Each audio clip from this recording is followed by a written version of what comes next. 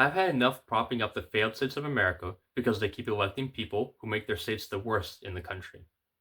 Let's take a look at the most recent example of the problem: California. The wildfires which have ravaged Los Angeles County have been awful. Dozens of people have died, and tens of thousands of people have lost their homes. But what makes the fire even worse is what heartless Republicans are saying. They claim that California needs to give something to the radical right in order to get federal aid back. That because their elected leaders are in charge of wildfires and have allowed, no, somehow made the wildfires happen in California, that the people should suffer.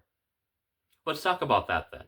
Most people in the United States don't know that when you pay into the federal tax system, some states receive more money than they put in, and other states lose money. For example, California pays $90 billion more than it receives back in federal funds. I want you to understand this, that they don't simply pay $90 billion in taxes, but rather put in nearly $250 billion in taxes, while only receiving back about $150 billion. This means that the state of California has lost trillions of dollars to the tax system in order to prop up other states who didn't make the wisest decision in how they invest their money. So, what are these failed states of America? You know them mostly as the red states, otherwise called the South and the Midwest. States like Tennessee, Wyoming, South Dakota, Alaska, and Texas all steal money from the prosperous state of California. What do all those states have in common? They are ruled by the radical right, and none of those states pay income taxes. Do you think that those states would be able to give their people a tax break like that? If states like New York, California, and Massachusetts, all liberal bastions by the way, didn't give away their money? Of course not. They would be states which would be failing. But wait a moment. Let's take a look at the states which are really failing in our union. Let's see here. Top states by wealth are 7 out of 10 blue, with Alaska and North Dakota making the top 10 only due to oil money, which will run out soon enough. The bottom 10 poorest states in the nation are all 10 out of 10 red, ruled imperially by radical right through all three branches of the government. That's not it though. If you look at healthcare, education, and fitness, all good things for people, you see all of them are blue states, except for a lone red state here or there. On the other hand, when you take a look at the top states in obesity, poverty, and suicide rates, typically the worst states in this union are all red states.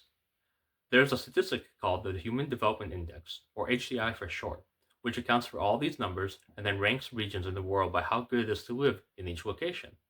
Go ahead and look up HDI state rankings, and you'll see that the top 14 out of 15 and all top 10 states are all Democratic led, whereas the bottom 17 states, that's 17 out of 17 states at the bottom of the list, are all Republican led. How much more do you need? Every statistic which is positive says that blue states are better than red states. We live in a country of two halves.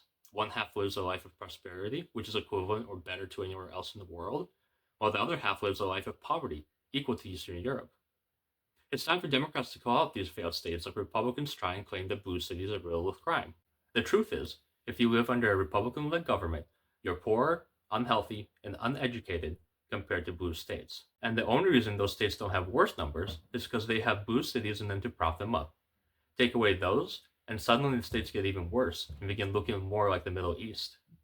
When we look at the Middle East, we see that their nations are constantly falling apart at the seams, and red states in our nation are no different. So if you're a state who has voted for Donald Trump the last three elections, then chances are you live in one of the failed states of America. So what do you think?